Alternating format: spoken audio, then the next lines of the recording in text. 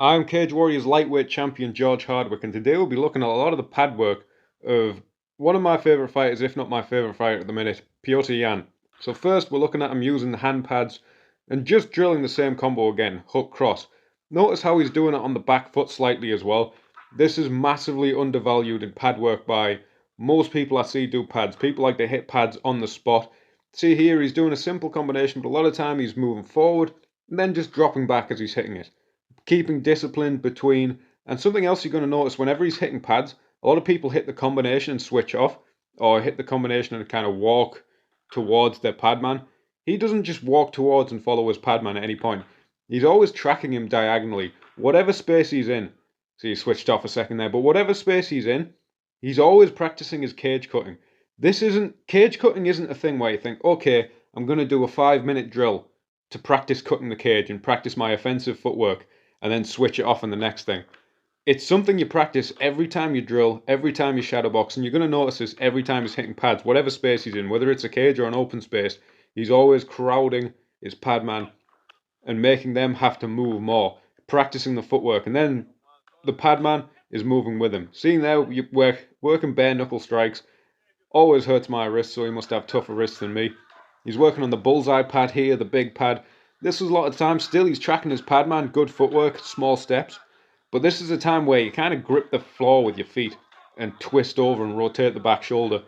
You know, maybe not the way you'd stand in front of someone in a fight and throw all squared shoulder, but this is where you're practicing that rotation. That's what he's doing, hooking combinations. Look, another thing that you're going to see there is he doubled up. He went hook, right hand, left hook. Doubling up, you know, hitting the combination left, right, left, instead of always a predictable rhythm. You need to be a bit different like that when you're pressuring someone, because you can't pressure someone predictably. Here he's going head, body, head. So, you know, setting up with some jabs. Right hook, left hook body, right cross. That's a beautiful combination. If you watch Brandon Moreno, hits that body hook into the cross beautifully. You don't see it enough. Masashi Kimura in kickboxing, that's really good. Here we're seeing him multi-phasing off of kicks. Sometimes kicking left and landing southpaw following up. Sometimes kicking right, bringing it back into orthodox and following it up. But it's really good practice, this two-phasing off of the kicks. What he's doing is he's kicking, and what's important is the retraction of the kick. Bringing that kick back underneath him. It's a really good discipline to practice. Practicing that kick and bringing the kick back underneath you. Not too far back, not too close together where you can't strike again.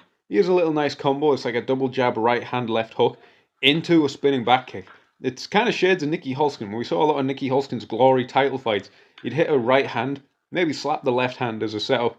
He'd hit a right hand into the spinning back kick. Here we're really seeing some aggressive footwork from Petr Yan. Look how, even though it's a more open space, it's just like a gymnasium. Look how he keeps in character between it, and he's tracking his opponent. He's tracking his padman rather, and he's giving like that aggression. He's cutting him off diagonally, practicing his footwork. He is an interesting drill. I haven't done it. He's sitting down on a chair and then coming up and hitting the bullseye pad. I'm going to have to give that a go. But notice how he's coming off the chair. The tendency is whenever you come off a chair is to lean forward at the waist and then come up. But if he's doing that drill, if he leans forward at the waist, by the time he's up, he's not got a solid punch. So he's using good posture. You know, a lot of the times that just squatting in your stance is a really good practice of posture. Here we're seeing a nice double up off the lead hand again. Also, he's using different defense when his padman jabbed back there. So he wouldn't always do the same defense when his opponent jabbed back, where his padman jabbed back. That's important to consider, not just being routine on the same defense every time, because it makes you predictable. You can be predictable in offense and you can be predictable in defense. Sometimes you use that long guard, sometimes you use that kind of Philly shell. Here we're seeing these multi-phases off of different kicks. Kind of like a Dutch drill going from left hand into right kick and right hand into left kick. That's just a good practice of balance, good practice of hip rotation. You're seeing a lot of two-phasing off of kicks. This is what high-level strikers do. They two-phase off of kicks. This is what you see a lot of the top-level strikers in the sport, like a Petr Yan, like a Alexander Volkanovski, like an Adesanya. They can two-phase off the kick, land the kick, and then land in a perfectly balanced position to follow up with punches. Here he's working his calf kick.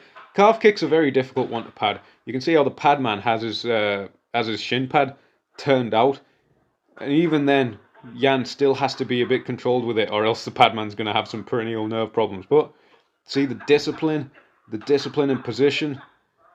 the discipline coming back, setting up.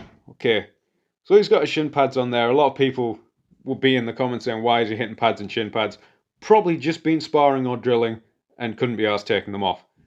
But anyway, keeps good posture, keeps good balance between the combinations. He's not switching off between the combinations and then angling off in the last one. Here's another thing I love. This is a whole type of round you can do. Backwards rounds.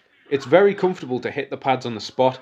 It's very comfortable to hit the pads moving forward. But you want to work it moving back so you can set.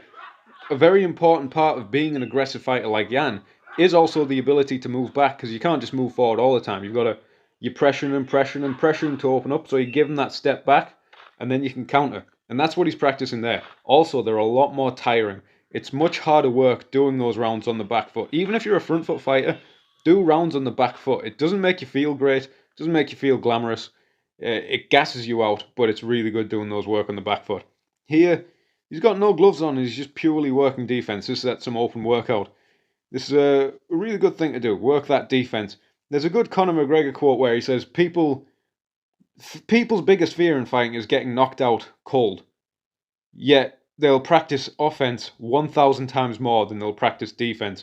And I can see that's absolutely true. How many times do you hit the pads? How many times do you hit the bags? In comparison to how many times do you practice slipping, parrying, weaving.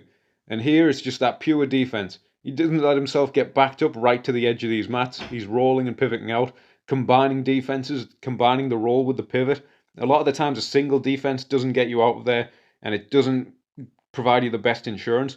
But adding a pivot after a roll, or a roll after a pivot, or some step back and then pivot off, it just makes you so much more elusive and harder to get. You know, people underestimate how elusive Petr Yan is. Here he's using a resistance band in his back. A lot of people say that using resistance bands is hooey. You know, I don't use them that much, but there is a bit of evidence before it. There's not loads of studies. There's a few studies with Taekwondo people kicking with resistance from resistance bands. A few studies with amateur boxers jabbing with resistance bands, and it tends to find decent results, so long as the resistance band's quite light and it doesn't mess up the actual technique. I've actually got a video on this channel, really old video if you want to look at it. You know, from about 4 or 5 years ago, where I just go over some sports science stuff and have not the best presentation, but yeah, things. So let's say 3 things you can learn from Petr Yan's pad works. 1, have the padman move so you can practice your footwork. Footwork isn't just something you practice separately, it's baked into all of your drills, all of your sparring, all of your pad work. Get that back foot underneath you when you 2-phase off kicks. Use 2-phasing off of kicks, because it's such a good practice for balance. And when you watch high-level kickboxing, you see 2-phasing off of kicks. That's really important. And number 3 is just doubling up the side. So you can go double jab, cross left hook. It has a really good flow to it, and you're practicing that rotation. But loads of stuff you can learn off of watching Petr Yan hitting pads. Loads of stuff you can learn from watching him fight. Absolutely love him. Rate, comment, subscribe. Let me know what you think about Petr Yan hitting pads.